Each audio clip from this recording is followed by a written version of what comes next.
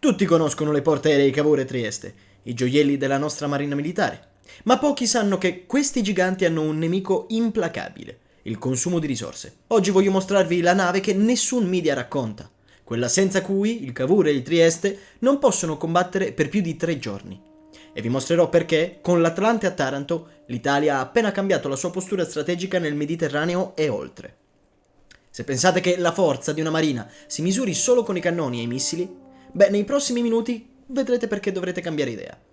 La logistica non è il retroscena della guerra navale, è il palcoscenico. Se volete supportare analisi come questa, iscrivetevi al canale, attivate la campanella, mettete un like e condividete questo video. Aiutateci così a diffonderlo.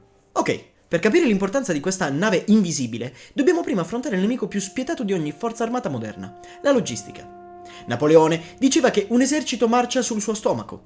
L'ammiraglio americano chiamato Chester Nimitz, uno degli architetti della vittoria del Pacifico, fu ancora più diretto. I dilettanti parlano di tattica, i professionisti parlano di logistica. E nel dominio navale la logistica è semplicemente tutto. Immaginiamo un gruppo da battagliero navale. Al centro c'è una portaerei, come il Cavour, con le sue quasi 30.000 tonnellate e una città galleggiante a tutti gli effetti. Attorno a lei una scorta di navi da guerra, quindi un paio di fregate Frem per la caccia ai sottomarini, un cacciatorpediniere classe Orizzonte per la difesa aerea e magari un sottomarino U-212, che naviga in silenzio sotto le onde. Un sistema d'arma formidabile, capace di controllare centinaia di chilometri di mare e di cielo. Ma questo sistema ha una fame insaziabile. Partiamo dal carburante. Una fregata Frem, in condizioni operative normali, consuma tra le 15 e le 20 tonnellate di gasolio navale al giorno. Una portaerei come la Cavour, con le sue 4 turbine a gas che sprigionano quasi 120.000 cavalli di potenza e un'intera ala aerea da far volare, può tranquillamente superare il doppio di questo consumo. Ora, moltiplichiamo questo dato per l'intero gruppo da battaglia. I serbatoi si svuotano a una velocità impressionante. Poi ci sono gli aerei. Un caccia F-35B non vola ad aria. Ogni singola missione consuma tonnellate di carburante avio JP-5. E dopo ogni volo gli aerei devono essere riarmati. Missili, bombe a guida di precisione. Quelle non si materializzano dal nulla. Vanno stoccati, movimentati e caricati. E le scorte a bordo non sono infinite. E infine c'è l'elemento umano. Sulla Cavour l'equipaggio base è di oltre 500 persone, ma con il personale di volo e magari un contingente di fucilieri della brigata San Marco si possono superare le 1200 persone. Tutte queste persone hanno bisogno di cibo, acqua potabile e cure mediche. Parliamo di migliaia di pasti al giorno. Sommando tutto questo, carburante per le navi, carburante per i jet, munizioni, viveri e acqua, si arriva a una conclusione inevitabile. In uno scenario operativo ad alta intensità, ogni gruppo navale moderno è legato a un guinzaglio logistico. E questo guinzaglio limita la capacità di una marina di proiettare potenza, di restare in un'area di crisi e di esercitare un'influenza geopolitica che duri nel tempo. La storia è piena di esempi. Durante le guerre delle Falkland, nel 1982, la Royal Navy britannica riuscì a operare a 12.000 km da casa solo grazie a un'enorme flotta di navi ausiliari che crearono un ponte ininterrotto attraverso l'Atlantico. Senza di esse, l'operazione sarebbe stata impossibile. Per decenni anche l'Italia ha sofferto di questo limite. Con le vecchie navi di classe Stromboli, onorevoli unità degli anni 70, la nostra capacità di supporto in mare aperto era ridotta. Potevamo avere navi da combattimento modernissime, ma senza una spina dorsale logistica all'altezza, il loro potenziale restava inespresso. E questo ci porta dritti al cuore della questione. Come si spezza il guinzaglio logistico? Come si trasforma una flotta potente in una forza davvero globale e autonoma? La soluzione a questo problema strategico è stata forgiata in uno dei cantieri navali più antichi e prestigiosi d'Italia, Castellammare di Stabia, lo stesso che ha dato i natali alla maestosa portaerei Trieste. Ma stavolta l'eroe che emerge dalle acque del Golfo di Napoli non ha l'aspetto aggressivo di una nave da guerra, non ha lanciatori di missili a vista, né un ponte di volo affollato di caccia. È un gigante d'acciaio delle linee solide e funzionali, e il suo nome è Atlante. Varata nel maggio del 2024 e consegnata ufficialmente alla Marina il 19 dicembre 2025, nave Atlante, distintivo ottico A5325, è una LSS, acronimo di Logistic Support Ship. È la seconda unità navale della classe Vulcano, la cui caprocalasse è in servizio già dal 2021, e insieme rappresentano il più grande salto in avanti nella capacità logistica della nostra Marina dalla fine della Seconda Guerra Mondiale. A prima vista i numeri sono già impressionanti. Lunga 193 metri e con un dislocamento a pieno carico di 27.200 tonnellate, l'Atlante è più pesante di qualsiasi cacciatorpediniere o fregata in Europa. Ma il suo vero valore non è nelle dimensioni, ma in quello che può fare. La missione dell'Atlante è tanto semplice da descrivere quanto complessa da eseguire. Essere una base navale mobile, un'isola di risorse in mezzo all'oceano, capace di sostenere un intero gruppo da battaglia per settimane senza bisogno di toccare terra. È la nave che permette alle portaerei e alle loro scorte di fare il loro lavoro. Non spara missili, ma rifornisce le navi che li sparano. Non lancia caccia, ma fornisce il carburante e le bombe che permettono a quei caccia di colpire i loro bersagli. Ecco perché l'Atlante è la vera nave invisibile della flotta. La sua importanza strategica è immensa, ma rimane nascosta dietro le quinte. Ignorata dai grandi media che preferiscono le immagini più spettacolari delle unità da combattimento. Ma la sua esistenza segna la differenza tra una marina regionale e una marina oceanica. Ora andiamo a vedere da vicino cosa sa fare questo straordinario moltiplicatore di forza. E se pensavate che le portaerei fossero impressionanti, aspettate di scoprire cosa si nasconde nel ventre di questo gigante. Però, cosa cambia concretamente con l'Atlante in flotta? Beh, cambia tutto. E dimostro perché, nazione per nazione, chi non ha una nave come questa è strategicamente zoppo. Descrivere l'Atlante come una semplice nave cisterna sarebbe come definire una portaerei una barca con un ponte piatto. Per capire davvero questa nave, dobbiamo immaginarla come 3 complessi sistemi fusi in un unico scafo.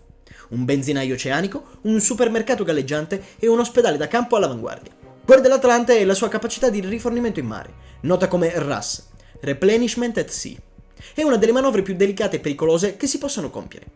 Immaginate 2 giganti d'acciaio che navigano a pochi metri l'uno dall'altro a oltre 30 km/h, mantenendo rotte e velocità perfettamente sincronizzate, spesso con il mare mosso. Da 4 postazioni di rifornimento, 2 per lato, l'Atlante stende cavi e manichette verso le altre navi, creando un ponte flessibile per trasferire liquidi. E di liquidi l'Atlante ne trasporta in abbondanza. Nelle sue cisterne ci sono quasi 9.000 metri cubi di gasolio navale e circa 3.700 metri cubi di carburante avio. Per dare un'idea, con questa scorta un intero gruppo da battaglia può estendere la sua autonomia da pochi giorni a diverse settimane. Può rifornire simultaneamente 2 navi, una per lato, trasferendo carburante e acqua dolce, che ne trasporta circa 800 metri cubi, e altri fluidi essenziali. Grazie alla sua velocità di 20 nodi, riesce a tenere il passo del gruppo da battaglia, integrandosi perfettamente nelle operazioni senza rallentare la formazione. Ma una flotta però non vive solo di carburante. L'Atlante è anche un magazzino logistico impressionante. Può trasportare fino a 220 tonnellate di munizioni. Questo include di tutto, dai proiettili per i cannoni delle fregate ai missili antiaerei Aster, fino alle bombe a guida laser per gli F-35. E tutte queste munizioni vengono trasferite alle navi da combattimento con carrelli speciali che viaggiano sui cavi tesi tra gli scafi. Oltre alle armi, ci sono 30.000 razioni di cibo e 20 tonnellate di pezzi di ricambio. Pensate a un radar che si guasta a migliaia di chilometri da una base. Un problema del genere potrebbe compromettere un'intera missione. L'Atlante non solo porta i pezzi di ricambio, ma ha anche officine specializzate per effettuare riparazioni complesse in mare, garantendo che la flotta resti sempre efficiente. Può anche caricare 8 container standard che la rendono incredibilmente versatile. Ma forse la capacità più straordinaria dell'Atlante è il suo ospedale di bordo. Non è una semplice infermeria, ma una struttura sanitaria completa classificato a livello NATO come Roll 2, ovvero superiore a molte strutture mediche terrestri in zone di operazione. Al suo interno ci sono 2 sale operatorie complete, un'unità di terapia intensiva con 8 posti letto, una sala per grandi ustionati, una sala raggi X, una TAC, un gabinetto dentistico e un laboratorio analisi. In uno scenario di guerra può fornire cure mediche avanzate e immediate ai feriti, aumentando drasticamente le possibilità di sopravvivenza. E in tempo di pace trasforma la nave in un potentissimo strumento di aiuto umanitario. In caso di calamità naturali, l'Atlante può arrivare in pochi giorni e mettere a disposizione un ospedale di primo ordine, fornendo soccorso, acqua potabile ed energia. Quindi l'Atlante non è solo una nave, è una centrale logistica, una base di rifornimento, un'officina e un ospedale. È il sistema che garantisce la resistenza e l'autonomia dell'intera flotta. L'entrata in servizio dell'Atlante a fianco della gemella Vulcano non è un semplice aggiornamento tecnico, è un cambio di paradigma strategico per l'Italia.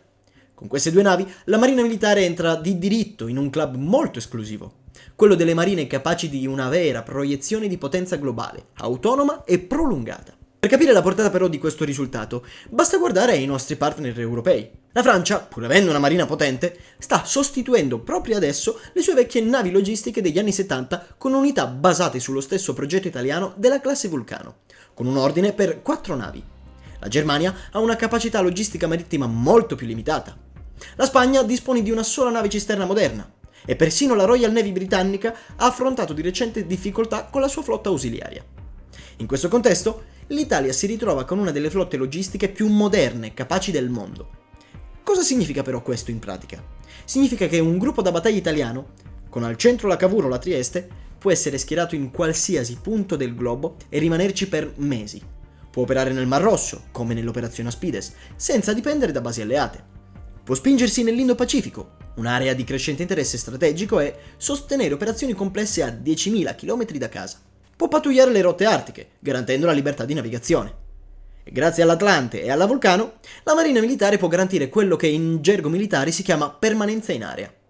Non basta arrivare in una zona di crisi, bisogna poterci rimanere. E questa capacità è ciò che distingue una vera potenza marittima da una semplice forza di difesa costiera. La triade del futuro della Marina è oggi una realtà. Da un lato 2 portaerei, Cavour e Trieste, con un'ala di caccia F-35B tra le più potenti d'Europa. Dall'altro una scorta di fregate, cacciatorpediniere e sottomarini di ultima generazione. E a legare tutto insieme, a dare vita e respiro a questo organismo, ci sono le 2 navi logistiche. Questo sistema integrato, quasi interamente costruito dall'industria nazionale, consolida lo status dell'Italia nel ristretto gruppo di nazioni, come Stati Uniti, Regno Unito e Francia, capaci di una simile proiezione di potenza aeronavale autonoma. Ecco perché quindi la nave Atlante è la nave invisibile, non perché sia stealth, ma perché la sua funzione, pur essendo la più cruciale, si svolge lontano dai riflettori. La sua potenza non si misura in missili, ma in tonnellate di carburante trasferite, in missioni estese e in vite salvate dal suo ospedale. Poi c'è un'ultima cosa, qualcosa che la Marina Militare non ha ancora annunciato ufficialmente, ma che i dati tecnici dell'Atlante rendono quasi inevitabile entro il 2027. Quindi, la prossima volta che vedrete le immagini maestose della portaerei Cavour o della Trieste, con il ponte affollato di aerei pronti a decollare, ricordatevi del gigante silenzioso che molto probabilmente naviga lontano da loro. Ricordatevi di Nave Atlante, il motore instancabile che alimenta la nostra flotta. La vera forza non sta solo in chi combatte in prima linea, ma anche in chi permette di combattere e continuare a combattere giorno dopo giorno a migliaia di chilometri da casa. Questa è la logistica, e questo è il segreto del potere marittimo. Una capacità in cui l'Italia oggi eccelle a livello mondiale. Ma prima di arrivare alla fine, cosa ne pensate? Qual è secondo voi il prossimo segreto non raccontato dalle nostre forze armate che dovremmo invece svelarvi? La storia della nave logistica Atlante è molto più di un elenco di dati tecnici. È la dimostrazione di come visione strategica, eccellenza industriale e competenza professionale possano risolvere una vulnerabilità critica e proiettare una nazione in una nuova dimensione geopolitica. Per decenni abbiamo ammirato la punta della lancia, le nostre navi da combattimento.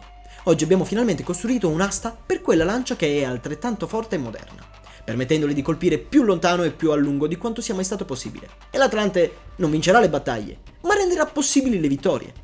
Non apparirà di certo nei titoli dei giornali, ma sarà la regione per cui la Marina Militare potrà essere presente dove gli interessi nazionali lo richiedono, dal Mediterraneo allargato fino agli oceani più remoti. È il simbolo di una nazione che ha capito che per essere una potenza marittima credibile non bastano muscoli potenti, ma serve anche un cuore instancabile per alimentarli. Se volete scoprire altri segreti e approfondimenti sul mondo della difesa e della tecnologia, iscrivetevi al canale. Grazie per avermi seguito fino a qui e alla prossima!